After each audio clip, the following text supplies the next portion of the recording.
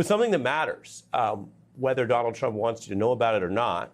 Food assistance in the United States is now about to expire tonight because of a government shutdown. And while this is not the first time we've heard parties blame each other for the shutdown, and this has happened before. Donald Trump is not uniquely unprecedented in presiding over one. It is a fact that the Republicans control the White House and Congress. And it's also a fact that Donald Trump promised, above all else last year when he was campaigning, to improve people's daily lives, prices, groceries, food, basic stuff. And maybe he was effective on the messaging, but it is now also a fact that he is failing on delivering the results. And what does failure look like? Remember, there are still rules in this country. There's still some emergency mechanisms. When we say there's a government shutdown, it affects a lot of people, but it doesn't mean the federal government stops doing anything. And the courts are still open, of course, which brings us to the news late tonight. A federal judge in Rhode Island ordering President Trump to go forward and release the funds which are available for food assistance next month. So a November's worth of funding for what they call SNAP. Because the judge says that's necessary and available, the funds exist, and Trump, for some reason, didn't see people going hungry as an emergency enough reason to free up those funds. Now, here's exactly what the judge said in the ruling. There's no doubt that the $6 billion in contingency funds are appropriated funds that are, without a doubt, necessary to carry out the program's operation. Again, as I mentioned, some things get paused in a shutdown, but here the money's available, and hungry children are not the first thing that under law the Congress wanted to be sacrificed, even when there is a shutdown of part of the government. Another judge in Boston found the administration's suspension of those benefits is probably unlawful. They said likely unlawful. They are still weighing a final ruling over there. Now, this matters to 40 million Americans. Food pantries are seeing huge demand. We are here on a holiday evening. Republicans control the Congress and the White House. And there are many ways to respond to this. For example, you could say, this is bad, but we need to reopen the government. Or this is regrettable. Let's all come back to Washington and try to fix it. But that's not exactly the main response we're hearing. Again, we just do the news. We'll just tell you what they're saying, right? A House Republican said the people on food assistance who haven't pre-saved groceries are basically smoking crack, and they should stop. J.D. Vance had this to say. We're going to find out the hard way with SNAP benefits. The American people are already suffering, and the suffering is going to get a lot worse. The suffering is going to get worse, he says. 24 million Americans are also looking at what could be higher healthcare prices because Obamacare's marketplace reopens tomorrow. Premiums could more than double going through next year. That's on average. And the reason is government policy. Republicans won, and they are exercising their power to cut the funds that subsidize that. So that's the direct result.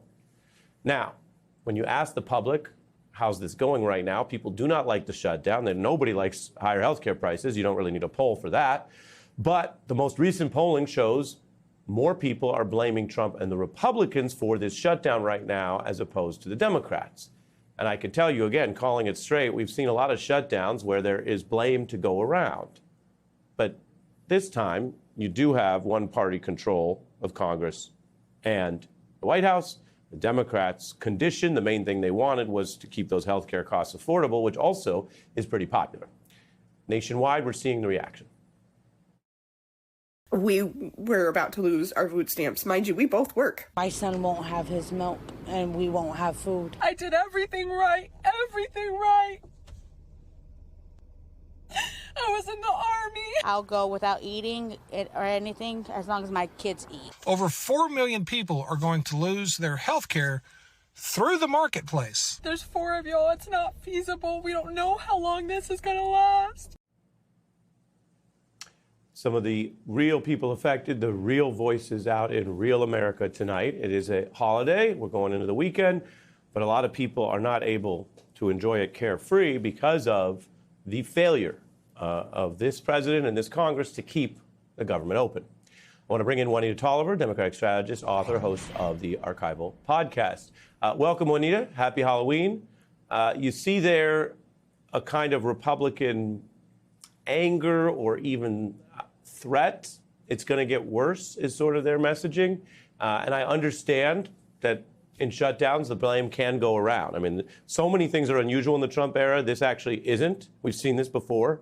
But there doesn't seem to be any great empathy or concern about fixing it against that polling. How does this all play out in your view?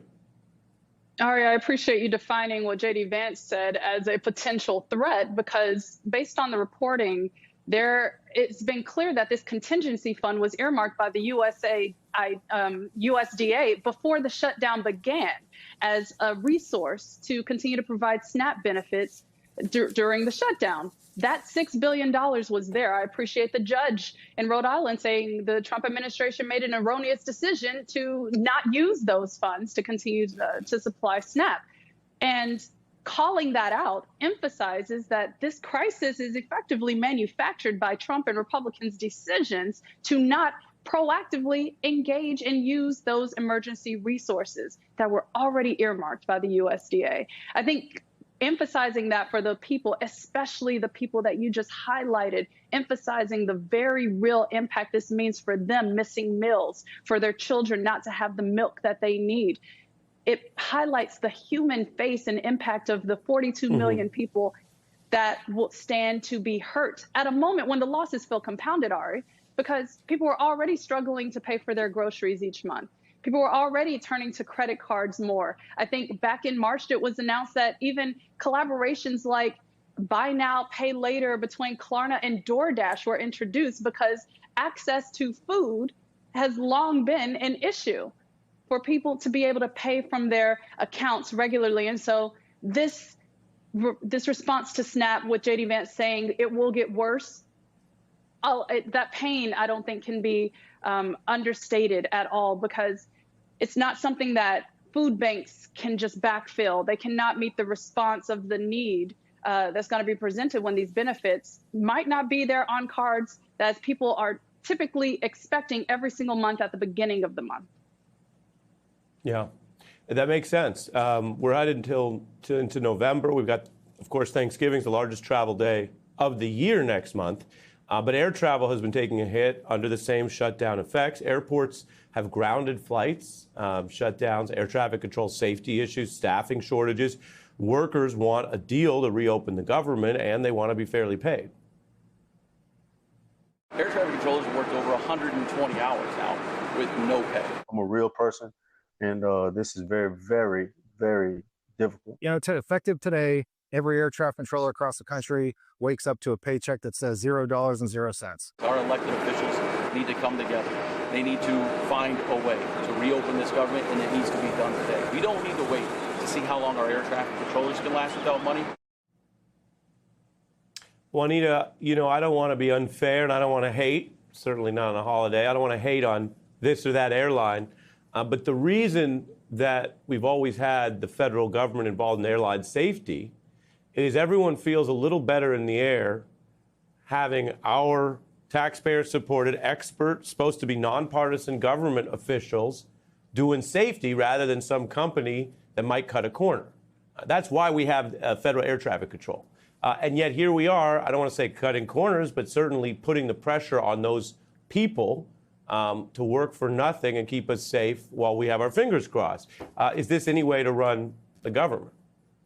Absolutely not, Ari. And what I recall from the 2018 government shutdown under Donald Trump is that it was air traffic controllers and airline employees banding together to demand their pay that stopped that shutdown.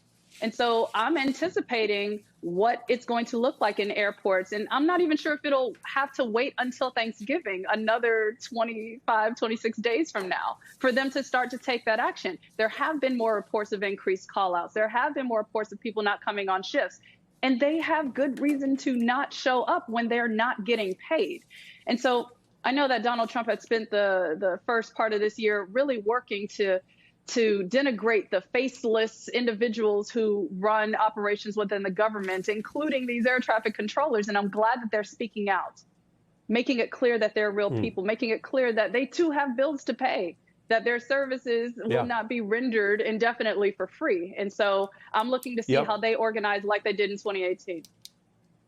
And, you know, people talk a lot of trash about the government or the DMV or this or that.